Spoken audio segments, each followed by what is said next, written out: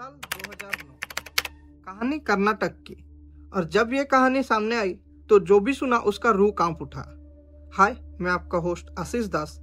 तो चलिए जानते हैं मोहन कुमार की मोहब्बत से मौत तक का सफ़र। अगर आपको क्राइम मिस्ट्रीज पसंद हो तो सब्सक्राइब करना ना भूलें और बेल आइकन जरूर दबाएं ताकि वीडियोस की अपडेट सबसे पहले आपको ही मिले। पुलिस के सामने सबसे पहले साइनाइड मोहन का नाम 2009 में आया। दरअसल 17 जून 2009 को कर्नाटक के बंधवाल तालुकात के बरीमार गांव में रहने वाली अनीता मूलिया 22 साल की लड़की गायब हो जाती है। इसके घर वाले और गांव वाले मिलकर 2 दिन तक शहर में ढूंढते हैं, पर अनीता कहीं नहीं मिलती है। अनीता की गायब होने की खबर शहर भर में फैल जाती है।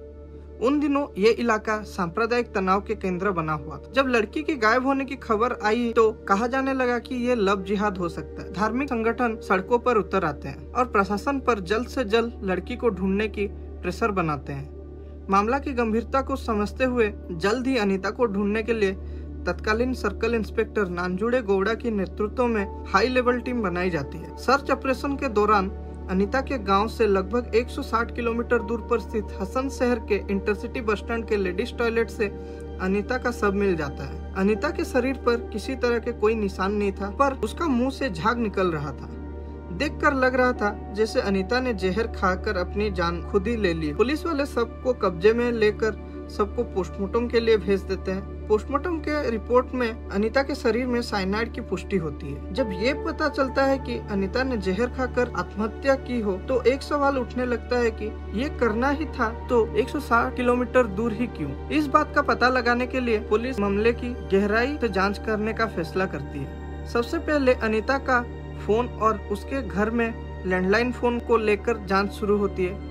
जांच के दौरान अनीता का फोन डिटेल्स जब चेक किया जाता है तो पता चलता है कि एक नंबर से अनीता को काफी ज्यादा कॉल आते थे। जांच में पता चलता है कि ये नंबर कुछ ही दूरी में स्थित एक गांव मडिकरी के श्रीधर के नाम पे रजिस्टर्ड है।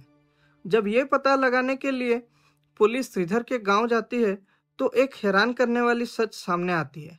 दरअसल श्रीधर को पूछताछ करने पे पता चलता है कि ये नंबर उसका नहीं बल्कि उसकी बहन कावेरी का है।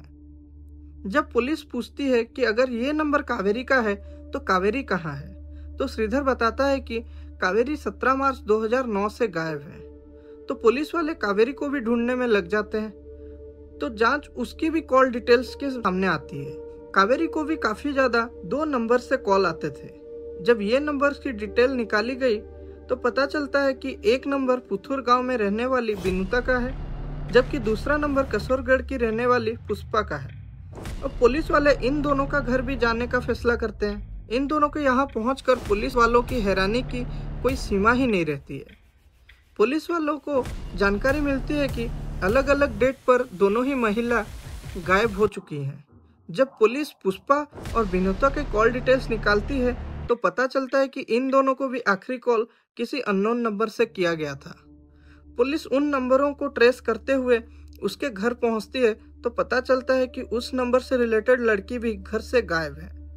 इस तरीके से एक के बाद एक लगभग 20 मोबाइल नंबर मिलते हैं, जिसकी जांच करने के बाद पता चलता है कि सभी के सभी 20 लड़कियां गायब हैं। ये सब जानने के बाद पुलिस को समझ में आता है कि इन सब के पीछे एक ही व्यक्ति हो सकता है जिसने एक के बाद एक 20 लड़कियों को निशाना बनाया है। वो एक को मारता था, फिर उसकी नंबर से अगले टारगेट को कॉल करता था। पुलिस को शुरू में लगता है कि कोई गैंग है जो मासूम लड़कियों को बहला फुसला कर शिकार बना रहा है। पुलिस अपना एड़ी से चोटी की ताकत लगाकर जांच कर रही थी, लेकिन किसी एक बात की पता नहीं चल पा रही थी। फिर फॉरेंसिक रिपोर्ट से पुलिस को सबसे बड़ा ब्रेक थ्रू मिल जाता है, जिसमें यह पता चलता है कि सभी सिम कार्ड्स जो यूज हुए हैं सब एक ही IMEI नंबर से यूज हुए हैं। मतलब ये सामने आता है कि जो कोई भी था ये एक ही फोन से सभी सिम कार्ड को डालकर यूज कर रहा था।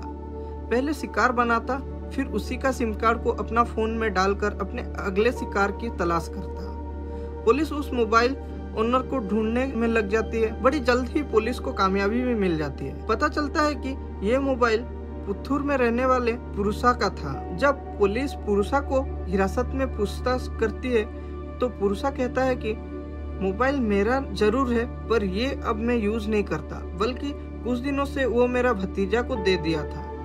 भतीजा के बारे में पूछताछ पे वो बताता है कि उसका नाम मोहन कुमार है वो एक स्कूल टीचर है। मोहन कुमार का नाम सामने आते ही पुलिस वाले उसका कुंडली खंगालने लगते हैं। पता चलता है कि मोहन कुमार का जन्म 6 अप्रैल 1963 को बेहद ही गरीब परिवार में हुआ था। उसका माता पिता दिहाड़ी मजदूरी करते थे। उसके 2 भाई भी थे। इसी परिस्थिति में भी सब बच्चे पढ़ाई में अच्छे थे और पढ़ाई खत्म होते ही सब नौकरी भी करने लग जाते हैं। मोहन भी अपनी पढ़ाई पूरी करने के बाद उसकी भी 1984 नवंबर महीने में सरकारी नौकरी मिल जाती है। उसके बाद पुलिस ने अपना जाल बिछाना शुरू किया। उसी का जाल में उसी को फंसाने का तरीका आजमाया। पुलिस एक सुमित्रा नाम की लड़की को ये सब काम सौंपती है। पहले सुमित्रा के नंबर से मोहन को कॉल करती है, उसको शादी का प्रस्ताव भी देती है। जब मोहन को यकीन आ जाता है तो मोहन सुमित्रा को बस स्टैंड मिलने बुलाता है। पुलिस भी यहाँ तैयार बैठी थी। जैसे मोहन सुमित्रा के पास आता है, पुलिस उसे अरेस्ट कर लेती है। फिर मोहन को जब सख्ती से पूछताछ करती है तो मोहन बताता है कि वो पहले अपने आसपास में ऐसी लड़कियों को ढूंढता जो शादी की उम्र की हो जाती और मजबूर लड़कियां के बारे में पता करता, फिर शादी का झांसा देता, उनको बताता कि मैं सरकारी अफसर हूँ और लड़कियां भी बड़े आराम से उसके झांसे में आ जाते थे। उनसे वो छुप छुपाता शादी करता। किसी सुनसान सी मंदिरों में कोई शोर नहीं, कोई गवाह नहीं। फिर शुरू होता उसका असली खेल। वो पहले लड़कियों को होटल में लेता, फिर उनको कहता ये गर्भ निरोधक गोली है, ले लो।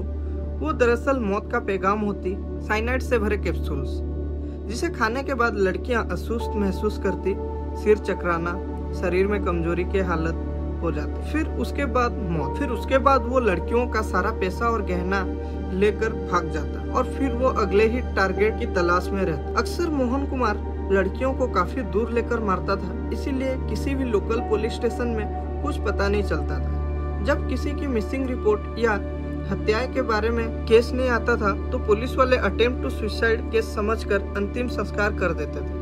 फिर उसकी घर की तलाशी के दौरान घर से बड़े ही मात्राओं में साइनाइड के पैकेट बरामद हुए। दरअसल साइनाइड ज्वेलरी साफ करने में काम आता है। तो मोहन अपने आप को सबके सामने ज्वेलरी बिजनेसमैन बताता। फिर मोहन कुमार को अदालत में फांसी की सजा सुनाई जाती है। फिर उसको कुछ दिनों बाद बदल के उम्र कैद की सजा सुनाई जाती है। इसी तरह ये काफी साल तक अपना शिकार बनाता रहा। कहते हैं ना, हर कातिल को सजा ऊपर वाला से मिलता जरूर है। साइनाइड मोहन ने सिखाया कि हर मुस्कान के पीछे भरोसा नहीं किया जाता और हर शादी के पीछे मोहब्बत नहीं होता। अगर आपको क्राइम मिस्ट्री स्टोरी पसंद आई हो तो द क्राइम चैम्बर चैनल को सब्सक्राइब जरूर करें और बेल आइकन दबाना ना भूलें ताकि अगली ऐसे ही मिस्ट्रीज कहानी आपको मिलती रहे। धन्यवाद।